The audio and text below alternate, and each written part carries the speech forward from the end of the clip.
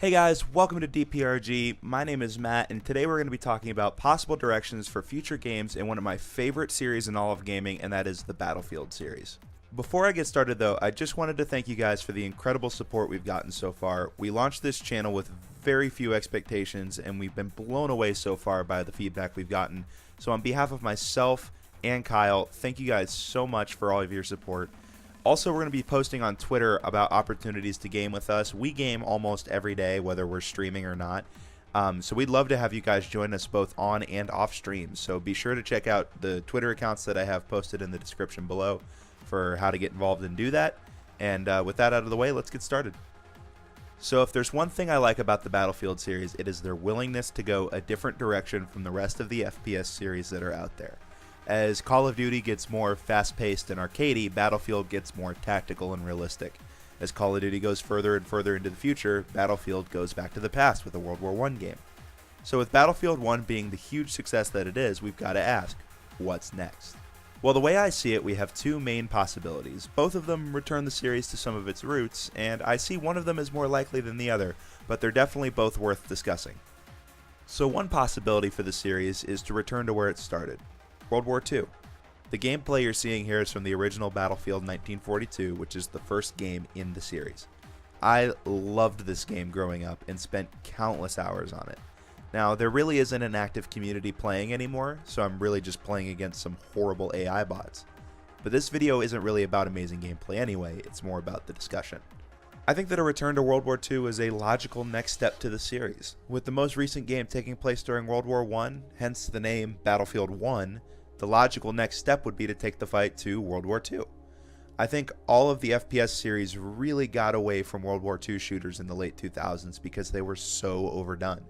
But now we're at a point where there really hasn't been a World War II game from one of the main FPS series in almost 10 years. And there has absolutely never been one on any of the current generation of consoles. I think gamers' palates have definitely been cleansed enough from the flooded market of World War II games, and it's safe to start making a few of them again. With Battlefield's willingness to do things like this, it wouldn't surprise me at all if the next game took place in the Second World War.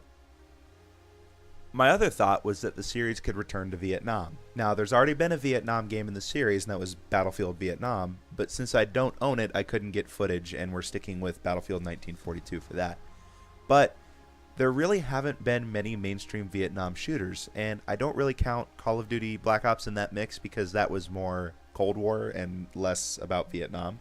But I think the jungle setting and the tactics of the Vietnam War with mortars, napalm strikes, and guerrilla warfare could really work well with the mechanics of Battlefield.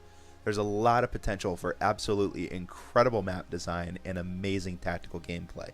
Now, I think this is the less likely option of the two, however, I would prefer a Vietnam game, and here's why.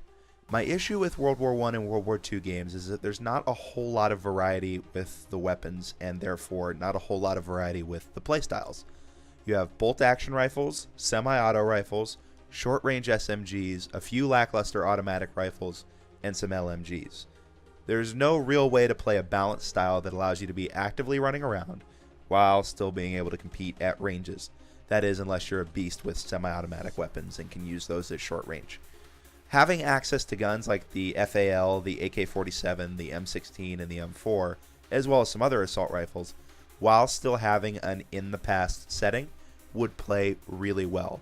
This isn't to say that a World War II game would be bad, and I'd still buy either one and log multiple days on it, but I just prefer a Vietnam title. Now, this is obviously all speculation, and we're a long way off from knowing any details about the next game in the series, but I think it's interesting to talk about, and I'm glad you guys could stop by to listen. Let's just pray that they don't jump on the whole future warfare train, because that would just be awful. Now, I'd love to hear your opinions on this, though. So leave us a comment down below saying where you think the series is going to go from here. Be sure to subscribe for more updates, and remember we have uploads every single weekday. But anyways, my name's Matt. I'll see you guys Thursday with a new video about a retro game. Thanks so much for watching, and with that, I'm out.